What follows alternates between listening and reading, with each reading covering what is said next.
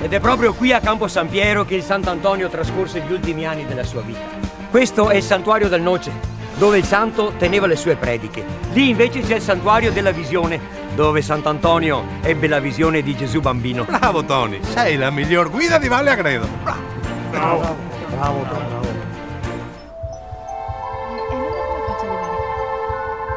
Tony, che c'è? Una visione, Come Sant'Antonio. la prova che Dio c'è. Scusate, mi chiamo Beatrice. Ho bisogno di una guida. Ne conoscete una?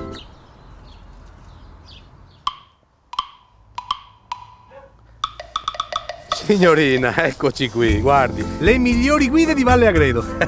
Lo sa, signorina, che proprio qui, dal santuario del Noce, Sant'Antonio faceva le sue prediche? Ma come siete gentili! Valle Agredo, infatti, è sempre stata una terra accogliente e voi tutti dovreste sapere quali sono le bellezze di questi luoghi. Non si può passare di qui e non fermarsi ad assaporarne l'atmosfera magica.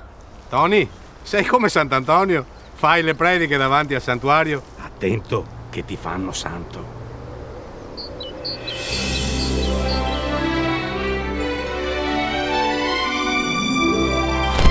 L'atmosfera magica.